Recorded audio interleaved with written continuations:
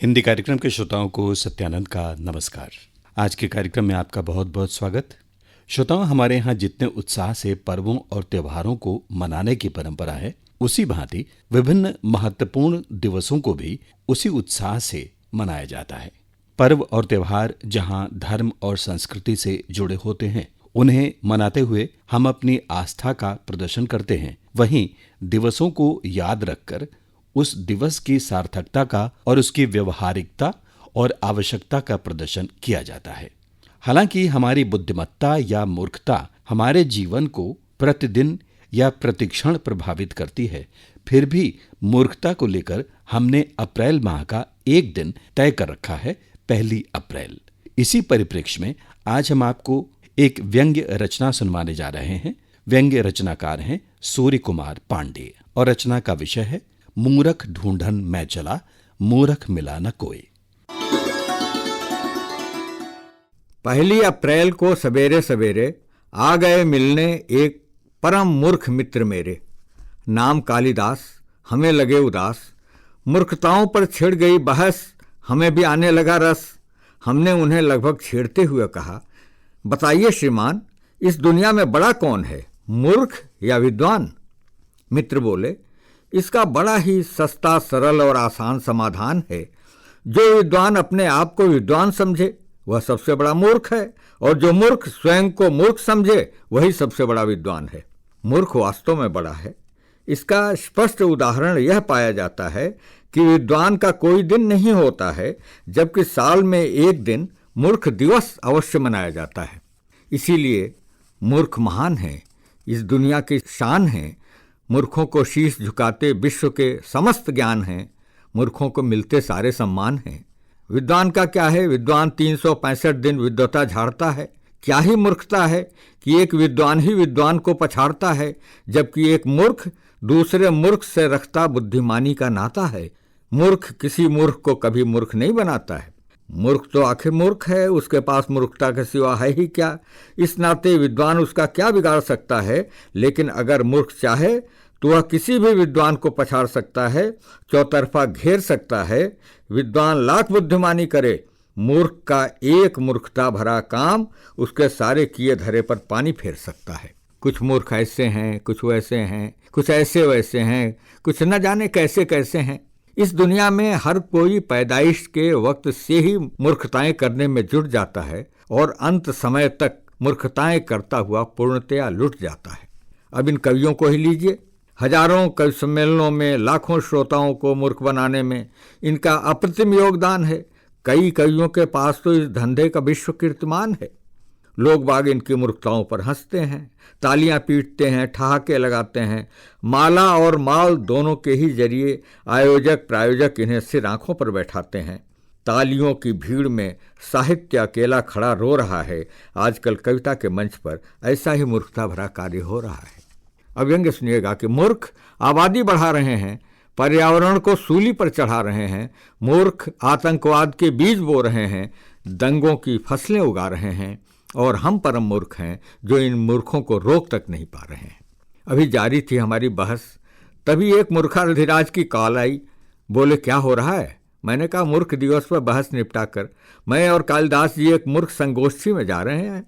मूर्खाधिराज बोले, ठहर जाइए, अध्यक्षता करने के लिए हम भी वहां तैयार होकर फटाफट आ रहे हैं। मैं मूर्खों की तलाश में निकला। मूरख ढूंढन मैं चला, मूरख मिला न कोई। 1 अप्रैल है, निहायत चौकन्ना हूं। मोबाइल भी बज रहा है तो इस भाव से हेलो कह रहा हूं कि अगले को एहसास हो जाए कि वाह बेटा, हम ही मिले हैं फूल बनाने को। हमें तो कल से ही यह पता है कि आज मूर्ख दिवस है। कल दोपहर एक कवि सम्मेलनी आयोजक का फोन आया था। कहने लगा, पांडे जी, आप सीनियर हंसोड़ कवि हैं, हमारी कमेटी चाहती है कि क्यों न इस वर्ष अपने नगर के महामूर्ख सम्मेलन की अध्यक्षता आपसे ही करा ली जाए। मैंने तत्काल मना कर दिया था। आज सुबह का अखबार देख रहा हूं और अपनी मूर्खता पर हंसने के सिवा बाकी का सभी कुछ कर रहा हूं।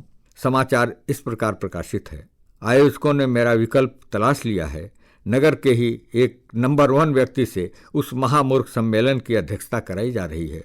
सच, किसी की अनुपस्थिति से कभी कोई स्थान रिक्त नहीं होता, वह चाहे मूर्खता का क्षेत्र ही क्यों न हो।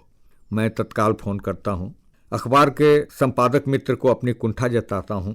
वे कहते हैं चलो कल एक मूर्खता की तो की, आज दूसरी न कर बैठना। मैं फटाफट एक पत्रकार को भेज रहा हूं, तुम्हारा एक धांसू इंटरव्यू बनवा देता हूं। वह जब तक पहुंचता है कोई झन्नाटेदार आइडिया सोचकर रखो, जिससे यह लगे कि तुम भी इन महामूर्ख सम्मेलन वालों से अठन्नी कम नहीं हो। 2 घंटे 39 मिनट 1260 सेकंड बीत चुके हैं। वह पत्रकार तो आया नहीं। हाँ, मेरे कुंठित दिमाग में कुछ एक मूर्खता भरे विचार जरूर आ रहे हैं। ऐसा इसलिए भी हो रहा है क्योंकि अपने पास सैकड़ों कवि सम्मेलनों में कविता पाठ के नाम पर चुटकुले सुनाकर श्रोताओं को मूर्ख बनाने का मंचीय रिकॉर्ड है। इतना ही नहीं, सपाट बयानी पूरित लफ्फाजी लिखकर उसे स्वदेश्य व्यंग्य लेखन कहकर प्रकाशित कराने का मूर्खत्वग्रस्त दुराग्रह भी है। सोच रहा हूं कि मैं इस वर्ष मूर्खता पर एक पुस्तक लिखूं। आत्मकथा लिखूं तो अधिक रियलिस्टिक होगी। हाँ, फिर एक अखिल भारतीय महामूढ़ दल के गठन की घोषणा ही कर डालूं, जिसमें नीचे से ऊपर तक के काडर में मूर्ख ही मूर्ख भरे हों। वे जन आंदोलन भी करें तो इस बात को लेकर करें कि सरकार किसानों को बिजली, पानी, कर्ज माफी जैसी सुविधाएं देने की बातें तो करती है, किंतु उसने गांव-गांव में मॉल और शॉपिंग कॉम्प्लेक्सेस बनवाने जैसी किसी कार्य योजना का खुलासा आज तक क्यों नहीं किया है।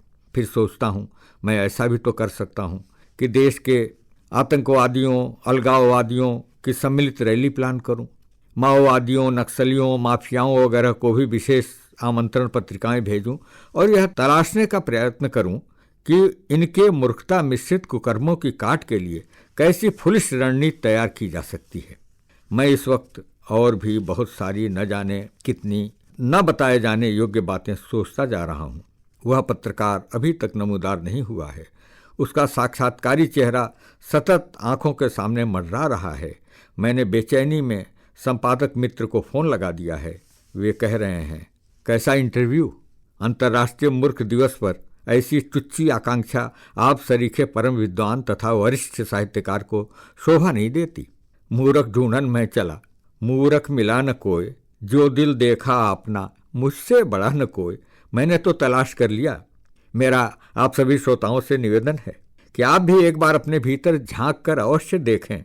क्या पता कहीं मूर्ख जगत का कोई सरगना भेष बदल कर आपके दिल के देश में ही न छिपा बैठा हो।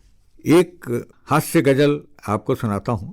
सबकी लाइफ का एक पार्ट है यार, सबकी लाइफ का एक पार्ट है यार, एक स्क्रू सभी में शॉर्ट है यार, एक स्क्रू सभी में शॉर्ट है यार, भ्रम है यह बुद्धिमान है हम आप, मूर्खता जन्म से स्टार्ट है यार।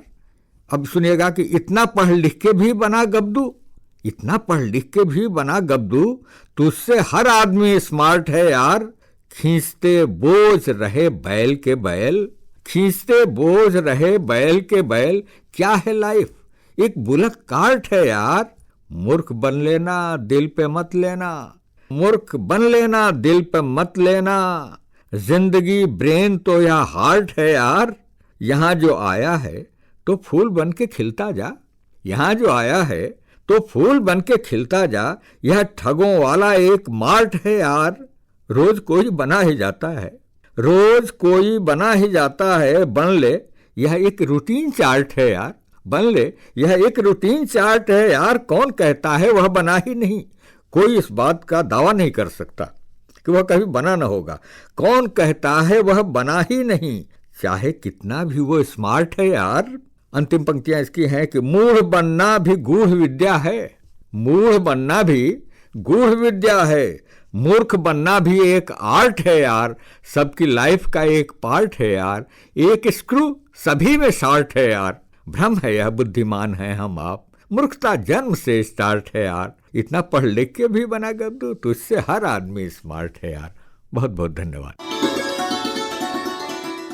मूर्ख ढूंढन मैं चला, मूर्ख मिला न कोई।